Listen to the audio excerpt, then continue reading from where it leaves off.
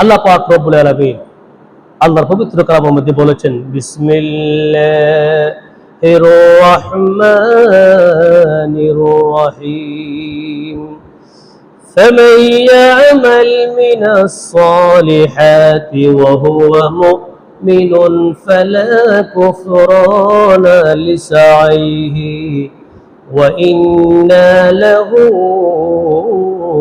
কাতিবুন। সুবহানাল্লাহ।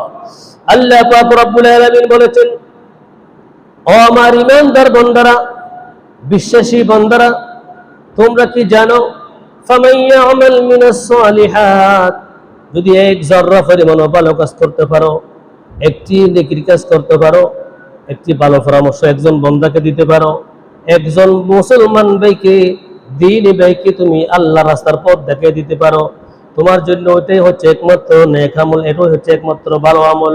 ওয়া হুয়া মুমিন, ওই ব্যক্তিকে মুমিন বলা হয় যেই ব্যক্তি নিজের কল্যাণ এবং পরের কল্যাণকেও নিজের কল্যাণ মনে করে নেন। সুবহানাল্লাহ। ওয়া হুয়া মুমিন, ওই ব্যক্তিকে প্রকৃতপক্ষে মুমিন বলা হয়, ঈমানদার বলা হয় যে ব্যক্তি আরেকজন দ্বীনি ভাইয়ের কল্যাণকে নিজের কল্যাণ মনে করে। সুবহানাল্লাহ। আমাদের মনের মধ্যে, আমাদের নিয়তের মধ্যে, মন মানসিকতার মধ্যে ওটা নেই। একজন ভাই তরক্কি হচ্ছে, একজন ভাইয়ের ঈমান মজবুত, পাঁচ ওয়াক্ত নামাজ যথাসময়ে আদায় করে, আমরা কিন্তু বিভিন্ন দিক দিয়ে ওদেরকে তিরস্কার করার চেষ্টা করি, ক্ষতি করার চেষ্টা করি। ওটা ঠিক না। আপনার জন্য ঠিক হবে কোনটা? যেটা আপনার একজন প্রতিবেশী, আপনার একজন দ্বীনি ভাই, ওনার একটি কল্যাণের জন্য আপনি চেষ্টা করে। আমরা উল্টাই করি, ওনার যদি এটা আমরা করি ওনার লাভ হবে, তাহলে আমার কোনো লাভ নেই। নিজের লাভ কখন আপনি চেষ্টা করলেও পাবেন না।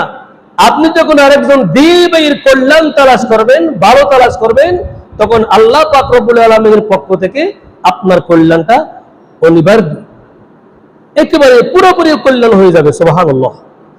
ওয়াহুয়া মুমিনুন ফালা কুফরানা লিসাইহি, ও বান্দা, তুমি যতগুলো ভালো কাজ করো, যথা সময়ে সমস্ত ভালো কাজগুলি লেখা হয়। সুবহানাল্লাহ। এমন ভাবে লেখা হয়, ফালাহু আশরু আমসালিহা, ও ফেরেশতারা, আমার কোন বান্দা যদি ভালো কাজ করে, কল্যাণের কাজ করে, ওনার ওই কাজটাকে তোমরা 10 গুণ বাড়ায় বাড়ায় লিখে দাও। সুবহানাল্লাহ। ওয়া ইন্না লাহু কাতিবুন, এমন ভাবে লিখো যে লেখাটা কিয়ামতের মাঠের মধ্যে সাক্ষী হয়ে যায়, প্রমাণ হয়ে যায়, এই মুসলমান, এই ঈমানদার ব্যক্তি অনেক ভালো কাজ করেছে। সমস্ত কাজগুলি, লেখাগুলি আপনার কিয়ামতের মাঠের মধ্যে আপনার জন্য নিদর্শন হয়ে যাবে। সুবহানাল্লাহ।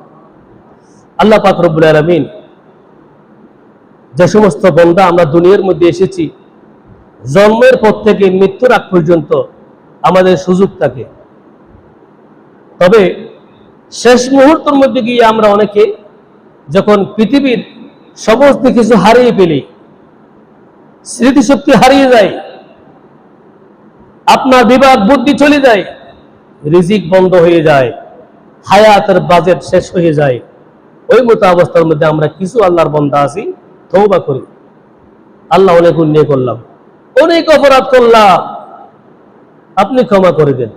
কিন্তু আমার নবী বলেছেন, ওই মতো অবস্থার তওবাটা আপনার কবুল হবে না।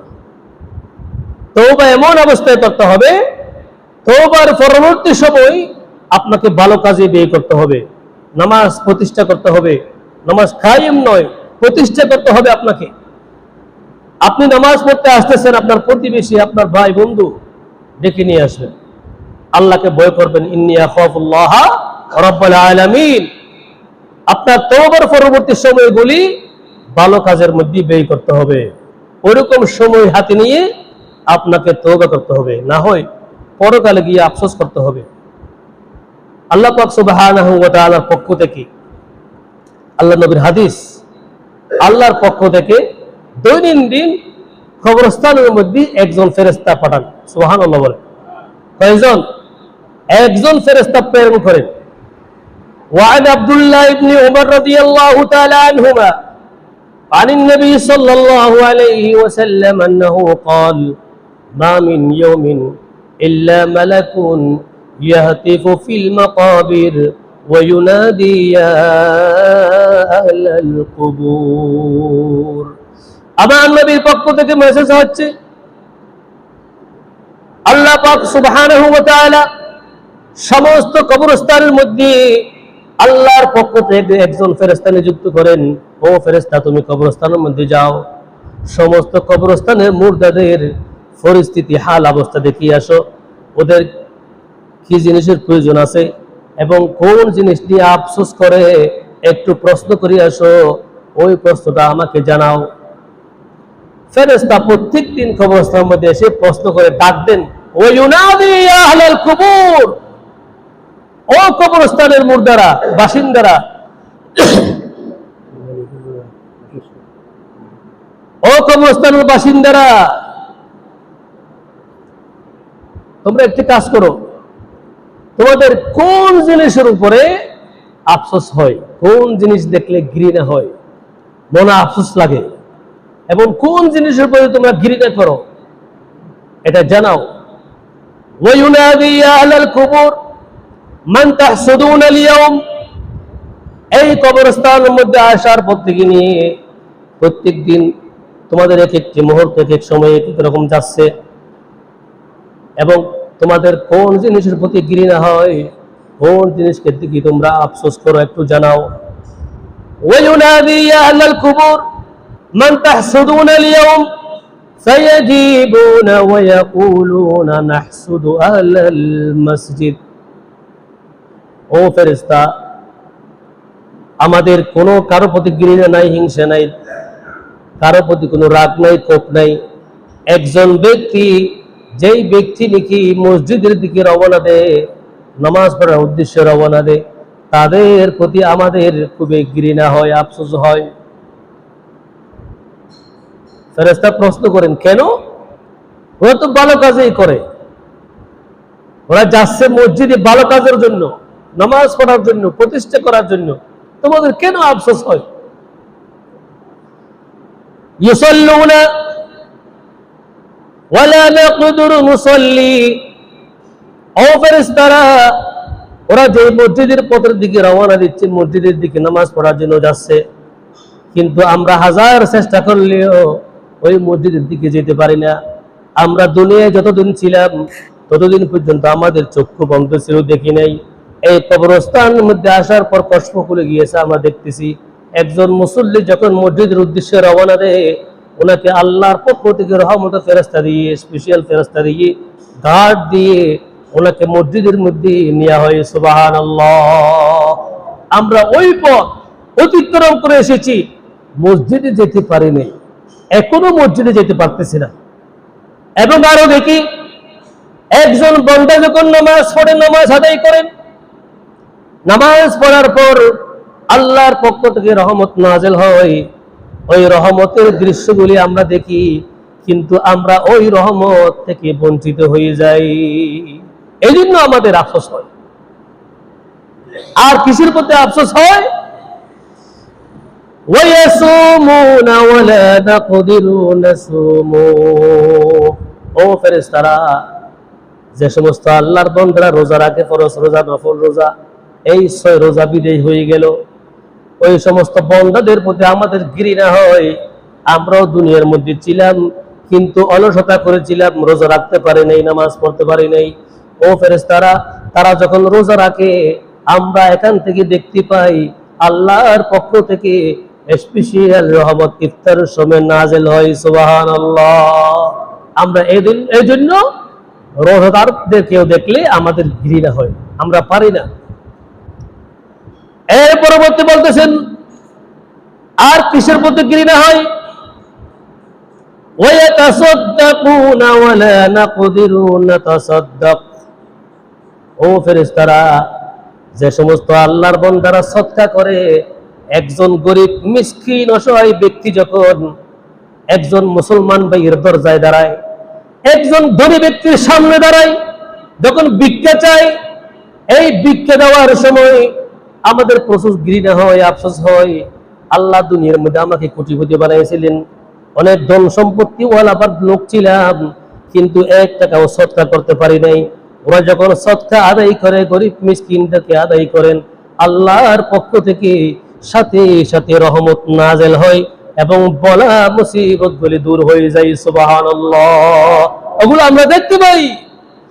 এর পরবর্তী ফেরেশতা প্রশ্ন করেন, ও কবরস্থানের মুর্দাবাসী, আর কিসের প্রতি আফসোস হয় তোমাদের? সমস্ত মুর্দাবাসীরা বলেন, ওয়ায়াযকুরুনাল্লাহ ওয়ালা নাকদিরু নাযকুরু। সুবহানাল্লাহ। যখন আল্লাহর বান্দারা আল্লাহর নামের উপর জিকির করেন, আল্লাহর নামের উপর তাসবিহ পাঠ করেন, আমাদের প্রচুর ঘৃণা হয়। ওর মুর্দাবাসীরা কেন ঘৃণা হয়?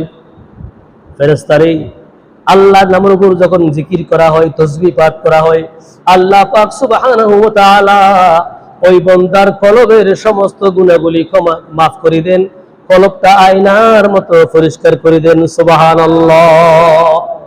এবং এক একটি তাসবিহ, এক একটি জিকিরের ফজিলতে আরশ আজিমের মধ্যে রহমতের এক একটি চারা রোপণ করা হয়। সুবহানাল্লাহ। ওই বান্দার নামের উপরে এগুলো দেখে আমরা সহ্য করতে পারি না। আবার ফেরেশতা বলেন,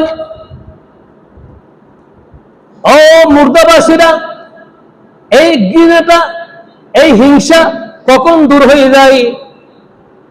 সমস্ত মুর্দাবাসীরা পক্ষ থেকে ফেরেশতা যখন বলেন, ও ফেরেশতা, এই হিংসা দূর হয়, এই ঘৃণা দূর হয় যখন আমার মুসলমান ভাই, আমার দ্বীনী ভাই, আমার জন্মের উরুসের ছেলে আমার পক্ষ থেকে নামাজের পরবর্তী মুহূর্তের মধ্যে আমার জন্য যখন একবার সূরা ফাতিহা পড়ে, সূরা কাউসার পড়ে, কোরআন তেলাওয়াত করে, জিয়ারতের উদ্দেশ্যে সওয়াব বখশিশ করে দেন, আমাদের ওই হিংসাটা দূর হয়ে যায়। সুবহানাল্লাহ।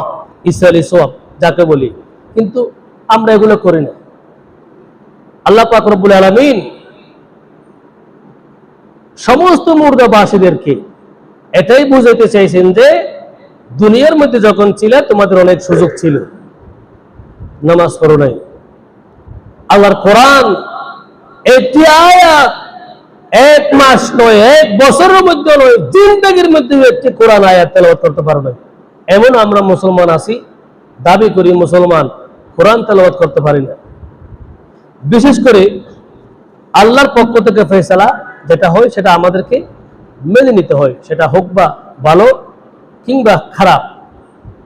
ওয়াল কদিরি খায়রিহি ওয়া শাররিহি মিনাল্লাহি তাআলা। যত কিছু হয় সবকিছু আল্লাহর পক্ষ থেকে ফয়সালা হয়, চূড়ান্ত সিদ্ধান্ত হয়। এখানে আমি আপনি যদি হাজারো চেষ্টা করি, কোনো কিছু করা সম্ভব নয়। এজন্য আল্লাহ পাক রব্বুল আলামিন বলেছেন, বান্দা তোমরা সর্বদা সবসময় ভালো কাজ করো এবং ভালো কাজের মধ্যে আগে থাকো, খারাপ কাজ থেকে দূরে থাকো, খারাপ কাজের ওই পথ বন্ধ করে দাও এবং খারাপ কাজ নিষেধ করো। এই কথার উপর হচ্ছে চূড়ান্ত সিদ্ধান্ত। আল্লাহ পাক রব্বুল আলামিন আমাদের প্রত্যেকের আজকের এই কথাগুলো আমল করার তৌফিক করুক, আমিন। যারা মৃত্যু ব্যক্তি এই পৃথিবীর থেকে চলে গেছেন, পরকালের মধ্যে রয়েছেন, তারা একটি হক শুধু, যেটা আজকের হাদিস দিয়ে প্রমাণ করলাম, ওরা আমাদের কাছ থেকে কি চায়? শুধু জিয়ারত চায়। কি চায়? জিয়ারত চায়। ওদের মাগফিরাতের উদ্দেশ্যে আমরা একবার সূরা ফাতিহা পড়তে পারি, অথবা সূরা ইখলাস পড়তে পারি, অথবা ওদের পাশ দিয়ে যাওয়ার সময় একটি সালাম পেশ করতে পারি, আসসালামু আলাইকুম ইয়া আহলাল কুবুর, একটি সালাম পেশ করতে পারি। এটা আমাদের জন্য হচ্ছে কল্যাণ। সুতরাং আমরা এমন কিছু কাজ করব না যেই কাজগুলি শরীয়তের মধ্যে নেই, যেই কাজগুলি শরীয়তের মধ্যে বাঁধা আছে, যেই কাজগুলি করলে শরীয়তের মধ্যে হারাম ঘোষণা করা হয়েছে, যেই কাজ করলে শরীয়তের মধ্যে আপনার ঈমান ধ্বংস হওয়ার, নষ্ট হওয়ার সম্ভাবনা আছে, ওই সমস্ত কাজ থেকে আল্লাহ আমাদেরকে হেফাজত করুক। আল্লাহুম্মা আমিন।